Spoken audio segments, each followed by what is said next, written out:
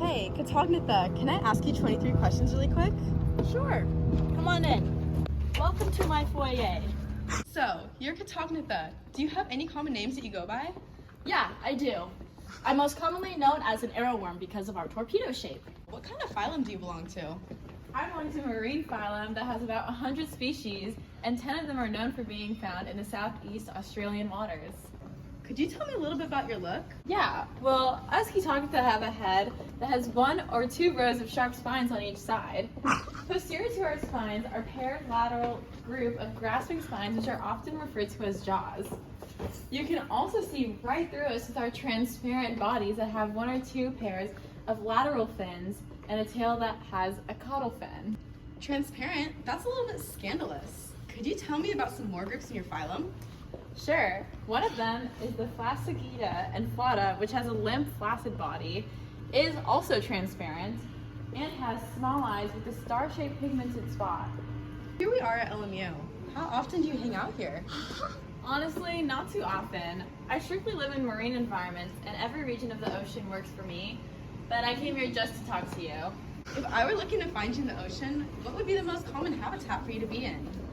You can probably find me in tropical and subtropical areas. You mentioned that any region of the ocean works for you. Would we ever be able to find you in some coastal areas near campus? Probably not. I prefer pelagic areas where the water is much more open. Let's get into the more personal questions if you don't mind. What kind of reproductive mode do you have? Whoa, I didn't know you meant that kind of personal. We're hermaphrodites, so we have both male and female parts. Our eggs are formed in the trunk region of the body, and our sperm is developed in the tail portions. We can reproduce sexually and asexually. What's the most unique thing about your reproduction? One of our species grasps their potential mate with its head spines, which many scientists hypothesize that we do this to prevent being preyed upon, but I won't confirm or deny that this is true. What's your favorite thing to eat? I love to eat copepods, larval fish, crustaceans, and other Chaetognatha. To catch our prey, we grab our organisms with their spines on the side of our head. This is effective when catching large organisms. How are you able to know where your prey is?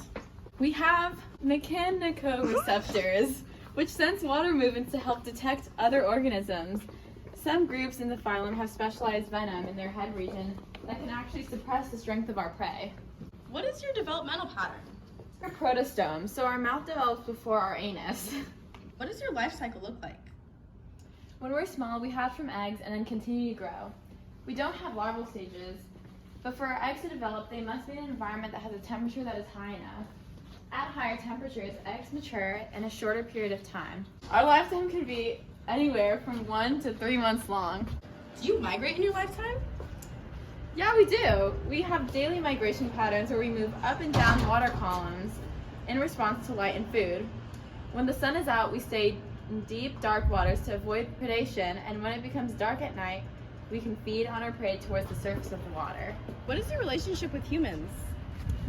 We don't have a direct relationship with humans, but we are an important part of the marine food chain, serving as a food source to fish.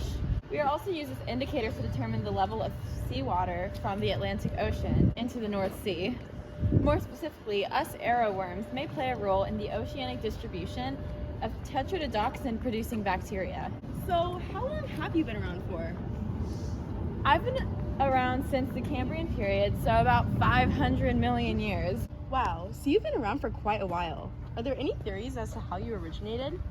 Well, originally I was considered a deuterostome based on embryological observations, which is so strange looking back. Now, due to phylogenetic analysis that have been performed, the placement of myself are found within protostome animals. Still, the precise phylogenetic placement of Chaetognatha within protostoma is still a mystery, considering molecular analysis have suggested Chaetognatha to be a sister group of all other protostomes. That's so interesting. What does this phylogenetic tree look like in comparison to other organisms that we've dissected?